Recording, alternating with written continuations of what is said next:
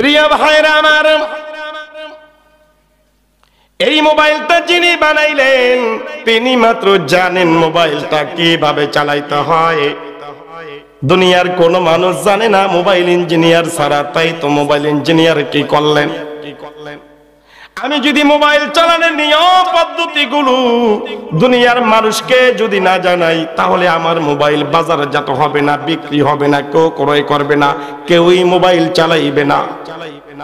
তাই তো mobile engineer চিন্তা করে দেখলেন, চিন্তার অবসান ঘটালেন, প্রত্যেকটা মোবাইলের সাথে মোবাইল চালানোর সমস্ত নিয়ম পদ্ধতিগুলো একটা ক্যাটালগ বই আকৃতিতে মোবাইলের সাথে দিয়ে দিলেন, ঠিক কিনা?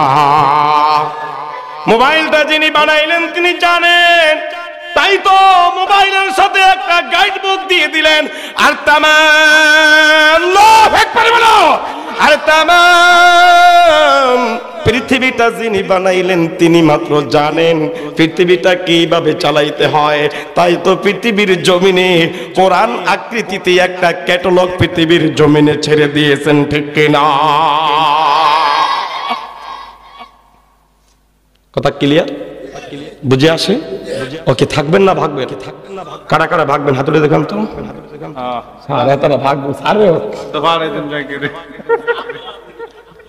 কি রাগ করছেন? থাকবেন কারা কারা?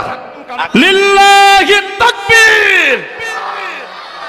সম্মানিত ভাইরা আমার, মোবাইলটা যিনি বানাইলেন তিনি ছাড়া আর কেউ মোবাইল চালাইতে পারে না। তাই তো দুনিয়ার মানুষ মোবাইল চালানোর জন্য মোবাইলের সমস্ত সফটওয়্যার, সমস্ত সবকিছু গাইড বুকের ভিতরে দিয়ে দিলেন। আর তামাম পৃথিবীটা আল্লাহ রাব্বুল আলামিন বানাইলেন। আল্লাহ ছাড়া পৃথিবীর আর কোনো মানুষে জানে না পৃথিবীটা কিভাবে চালাইতে হয়। দুনিয়ার মানুষগুলোকে জানানোর জন্য আমার আল্লাহ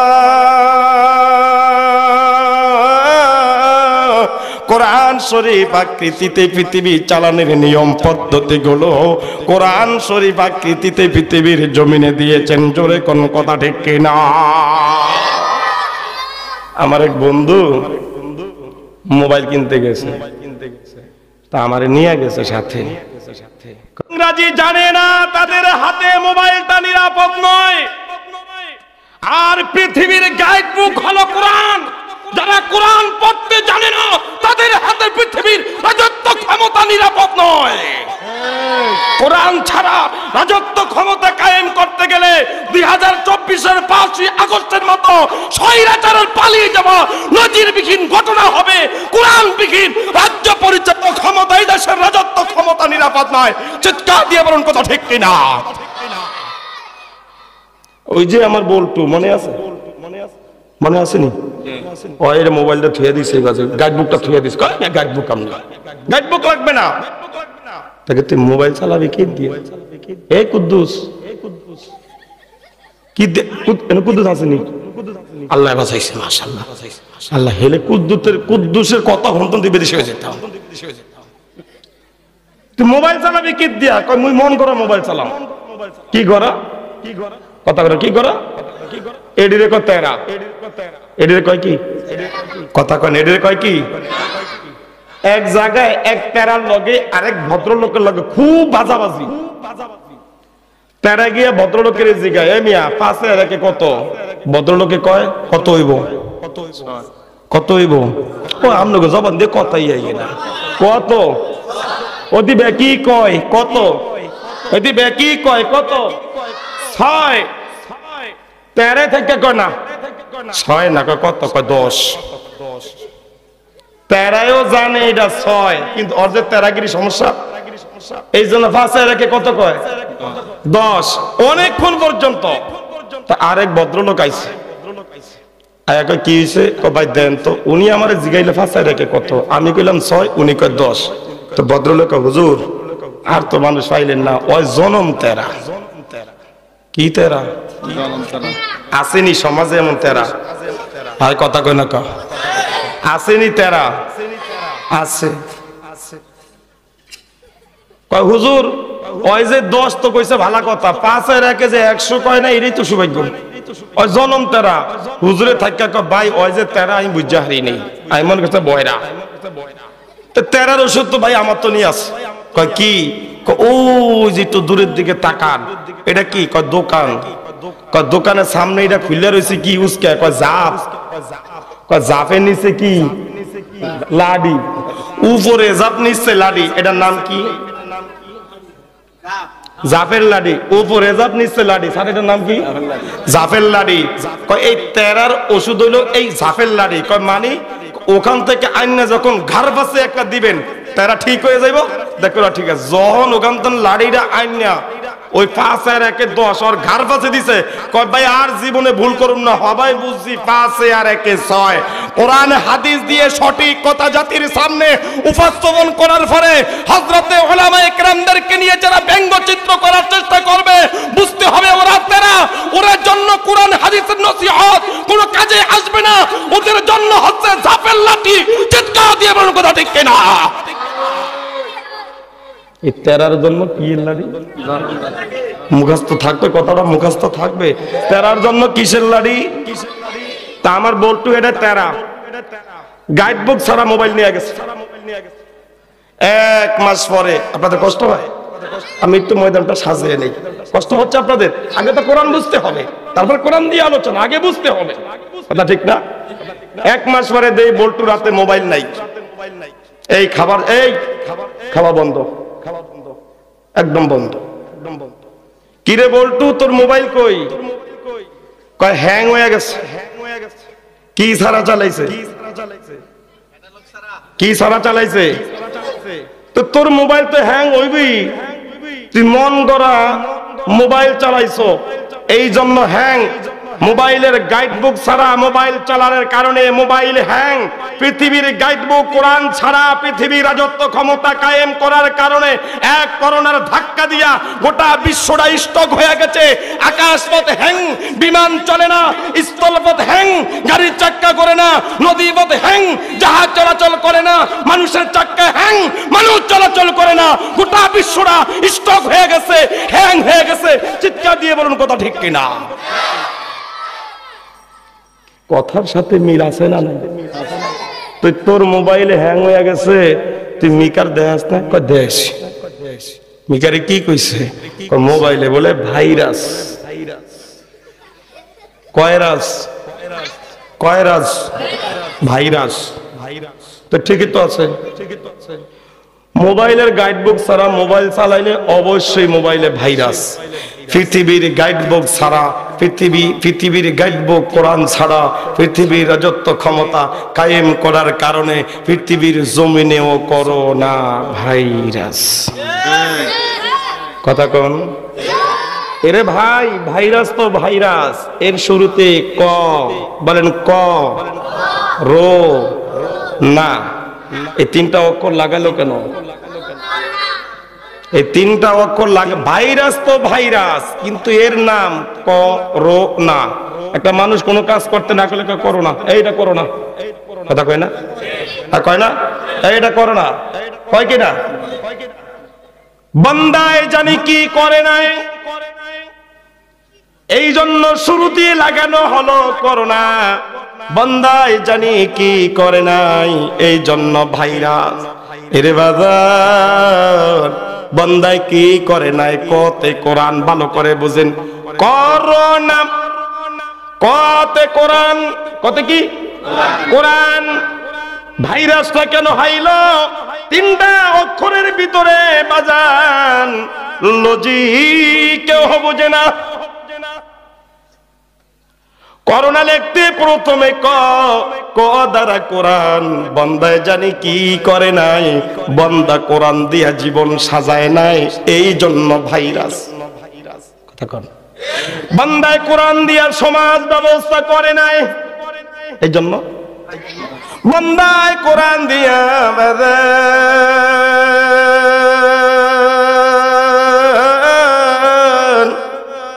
রাষ্ট্রীয় ব্যবস্থা করে নাই, এই জন্য ভাইরাস।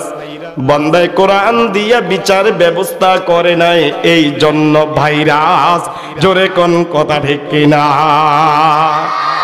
বান্দায় কোরআন দিয়া জীবন সাজায় নাই, বান্দায় রোজা বান্দায় রোজা রাখে নাই। কতে কোরআন, কোরআন দিয়া জীবন সাজায় নাই, কর পরে হইল রতে রোজা, বান্দা রমজান মাসের রোজা রাখে নাই। নতে নামাজ, বান্দা নামাজ প্রতিষ্ঠার আন্দোলন করে নাই। এই জন্য ভাইরাস, জোরে কোন কথা ঠিক কিনা? আমার প্রিয় ভাইরা, গভীর মনোযোগ দেন রে বাজার।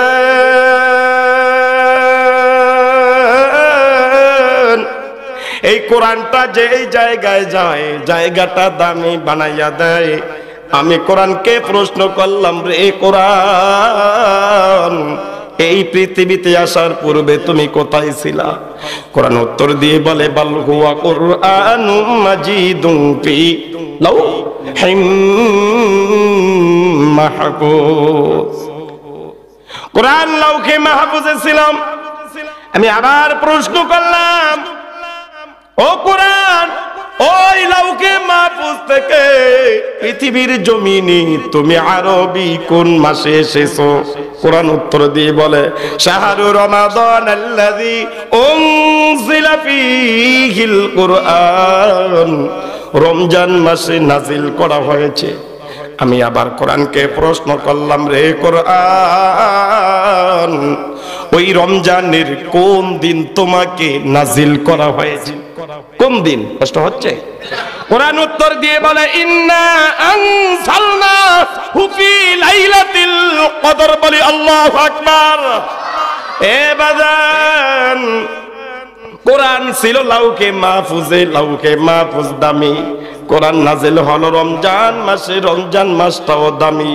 কোরআন নাজিল হলো সবে কদরে, সবে কদর দামি। কোরআন নাজিল হলো মক্কায়, মক্কার জমিও দামি। কোরআন নাজিল হলো মদিনায়, এই গলাটা নেই, মদিনার জমিও দামি। ওই দামি কোরআন আজ আপনাদের এই ময়দানে, আপনাদের এই ময়দানটাও দামি, ঠিক কিনা? আল্লাহর নবী হাদিস শরীফের মধ্যে ফরমান, মাজলিস ফিকিল খায়রুম মিন ইবাদাতি সিত্তিনা সানা। কোন আল্লাহর বান্দা যদি এই দামি কোরআনের ময়দানে বাজান সামান্য সময় ব্যয় করে, আল্লাহ রাব্বুল আলামিন ওই বান্দার আমল নামায় 60 বছরের চাইতে অধিক সওয়াব প্রদান করে। কোরআন যেখানে যায় জায়গাটা দামি। কোরআন আনার কাজ করছে জিব্রাইল, জিব্রাইলও কি দামি। সমস্ত ফেরেশতাদের যাবে, জায়গাটা দামি হয়ে যাবে। এই কোরআন যদি কোনো মেম্বারের সিনায় ঢুকাইয়া দেন, মেম্বার দামি। কোন চেয়ারম্যানের সিনায় যদি কোরআন ঢুকাইয়া দেন, চেয়ারম্যানও দামি। কোন এমপি, মন্ত্রী, মিনিস্টার, রাষ্ট্র স্বরাষ্ট্র পররাষ্ট্র প্রধানমন্ত্রীর সিনায় যদি এই কোরআন ঢুকাইয়া দেন, সমস্ত এমপি, মন্ত্রী, মিনিস্টার, রাষ্ট্র স্বরাষ্ট্র পররাষ্ট্র প্রধানমন্ত্রীরাও দামি, আর পালায়া যাওয়া লাগে না, ঠিক কিনা? এই কোরআন যদি কোনো বিচারের কার্যালয় ঢুকাইয়া দেন, বিচারের কার্যালয়টাও কি দামি রে বাবা। 1971 সনে 30 লক্ষ ভাই মা বোন সহকারে জীবন দিয়েছে, রক্ত ঝরেছে, শহীদ হয়েছে। ওরে বাজান, 71 সন থেকে অদ্য পর্যন্ত 55 বছর, 53 বছর আমরা ব্যর্থ। 53টা বছর হয়ে গেল। 1971-এ যাদের রক্তের বিনিময়ে দেশ স্বাধীন হয়েছে, ওই রক্তের বদলা আজও আমরা দিতে পারি নাই। রক্তের মর্যাদা আমরা উৎক্ষন্ন করতে পারি নাই। বলে কারণটা কি? তাদের একমাত্র উদ্দেশ্য ছিল কোরআন যেন পার্লামেন্টে যায়, ঠিক কিনা? 2024 ছাত্রগণ অভ্যুত্থানে যারা শহীদ হয়ে গেল, তাদের প্রত্যেকেরই মনের তামান্না ছিল কোরআনটা যেন আমাদের রক্তের বিনিময়ে হয়ে যেন একবার পার্লামেন্টে যায়। কথা বলেন ঠিক কিনা? এর বাদান শহীদের রক্তের মর্যাদা দিতে গিয়ে, এই দেশটার প্রত্যেকটা বালুকণাকে মর্যাদা দিতে গিয়ে আসুন আমরা ঐক্যবদ্ধ হই, একটাবার কোরআনটাকে আমরা বাংলাদেশের প্রাণ কেন্দ্র পার্লামেন্টে ঢুকাইয়া দেই। রাজি আছেন? কারা কারা হাত তুলে দেখান। লিল্লাহে তাকবীর। এ বাবা জৈদি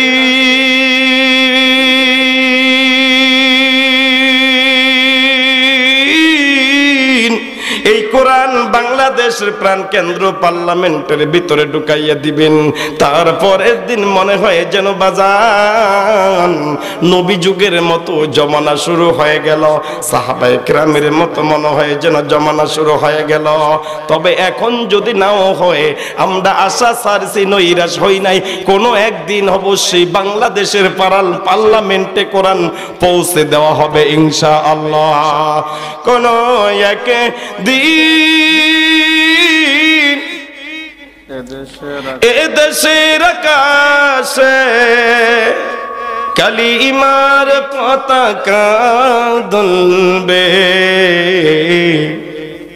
সেদিন সবাই খোদাই বিধান পেয়ে দুঃখ বেদনা ভুলবি, সেদিন আর রবে না কো হাহাকার, অন্যায় জুলুম বিচার থাকবে না অনাচার, দুর্নীতি কদাচার সকলেই শান্তিতে থাকবে, সেদিন সবাই খোদাই বিধান পেয়ে দুঃখ বেদনা ভুলবি, একাকী নিরমণি দুর্গম পথে যাবে, কোনো জন কটু কথা কবি না, কোনদিন পথে ঘাটে সম্পদের মুখে খুনার রাখা জারি হবে না, সেই দিন আর নয় বেশি দূরে, আর কিছু পথ গেলে মিলবে, সেদিন সবাই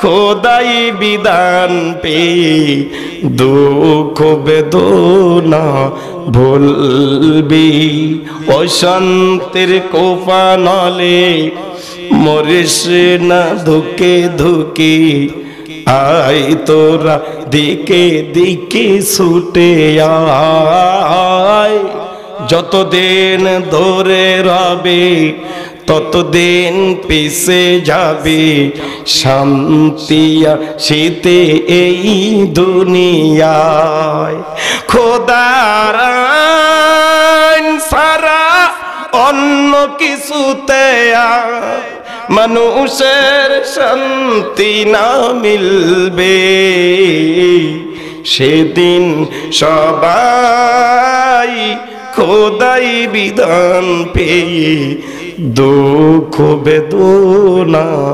ভুলবি।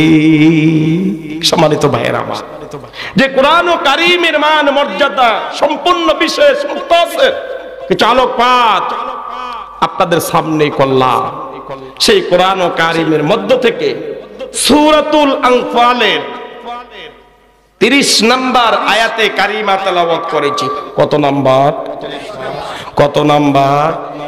জীবনে কোরআন ও কারীম থেকে অনেক ঘটনা শুনেছেন, ইতিহাস শুনেছেন। আমি আপনাদের ময়দানে বিগত কয়েক বছর আগে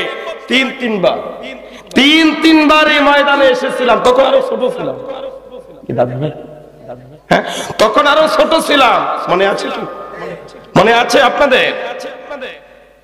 জীবনে এমন একটি কথা, এমন একটি আলোচনা, এমন একটি ইতিহাস কোরআন থেকে শুনছেন কিনা আমার মনে হয় না। রাসূল সাল্লাল্লাহু আলাইহি ওয়াসাল্লামের 63 বছর জিন্দেগীর মধ্যে সবচাইতে হৃদয় বিদারক লোমহর্ষক যে ঘটনাটি, সেই ঘটনাটি আয়াতের মধ্যে উল্লেখ করা হয়েছে। সময় দেবেন? কারা কারা দেবেন? লিল্লাহি তাকবীর। এই আয়াতের আলোকে যেই ঘটনাটিকে সংস্পর্শ করা হলো, টার্গেট করা হলো, সেই ঘটনাটির নাম হলো শিয়াবে আবু তালিব নামক কারাগার। ঘটনাটির নাম শিয়াবে আবু তালিব নামক কারাগার। জীবনে কি শুনেছেন নবী জেলে ছিল? শুনছেন? আপনারা শুনছেন? শোনেন নাই? আজকে শুনেন। এই 63 বছরের বয়সের মধ্যে নবী 7ম হিজরি থেকে 10ম হিজরি পর্যন্ত আরবের মধ্যে সবচাইতে বড় যে কারাগার শিয়াবে আবু তালিব নামক কারাগার, এই কারাগারের মধ্যে 3টি বছর নবীকে আবদ্ধ করে রেখেছে। শুধু রাখেই নাই, ওখানে খাওয়া দাওয়া বন্ধ করে দিয়ে মানসিকভাবে নবীর উপর নির্যাতন করা হয়েছে। কেন? ওই যে বললাম সূরাতুল আনফালে 2 নম্বর আয়াতের 2য় স্পটটাই হলো কারণ। বলে কি? وَإِذَا تُلِيَتْ عَلَيْهِمْ آيَاتُهُ زَادَتْهُمْ ঈমানা। আল্লাহ রাব্বুল আলামিন বলেন, কোরআন তেলাওয়াত যদি মুমিনের সামনে করা হয়, কোরআন তেলাওয়াতের অ্যাকশনে মুমিনের ঈমানটারও বৃদ্ধি হয়ে যায়। কোন কাফেরের সামনে যদি করা হয়, ওই কাফের ঈমান গ্রহণ করার মতো মন মানসিকতা তার ভিতরে তৈরি হয়ে যায়। আমার ভাইয়েরা, আল্লাহর নবী কোরআন তেলাওয়াত করতেছেন। নবীর কোরআন তেলাওয়াত শুনে বাজান আস্তে আস্তে কাফেরেরা ইসলামে ছায়ার তলে আশ্রয় নিতেছে। আবু জেহেল, উতবা, সাইবা, আবু সুফিয়ান সহকারে তারা প্রমুখ একটা বৈঠক করলো। কিভাবে মুহাম্মাদের কোরআন তেলাওয়াত বন্ধ করা যায়? যদি বন্ধ না করি আস্তে আস্তে আমাদের অনুসারী কাফেরেরা মুহাম্মাদের অনুসারী হয়ে যাবে। আমার প্রিয় ভাইরা, আপনাদের উপস্থিতি আলহামদুলিল্লাহ।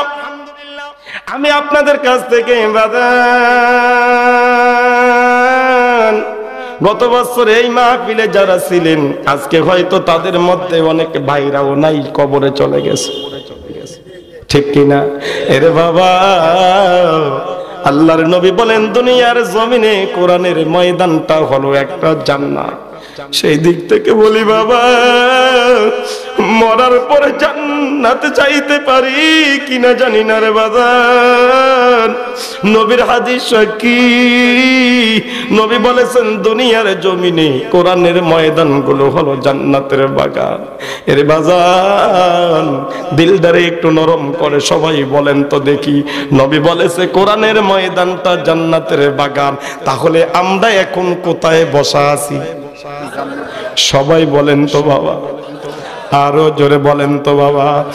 এ বাবা, আমার আল্লাহ কুদরতি নজর দিয়ে শ্রবণ করেছেন, শুনেছেন। প্রত্যেকটা মানুষ বলেছে আমরা এখন জান্নাতের বাগানে বসা। এর মালিক তুমি সাক্ষী থাকো, এই বান্দাগুলা যদি আমলের বিনিময়ে জান্নাতে যেতে না পারি, অন্তত পক্ষে আমরা জান্নাতের বাগানে বসা আছি। এই কথার উসিলায় কিয়ামতের ময়দানে প্রত্যেকটা বান্দাকে জান্নাতের মালিক বানাইও।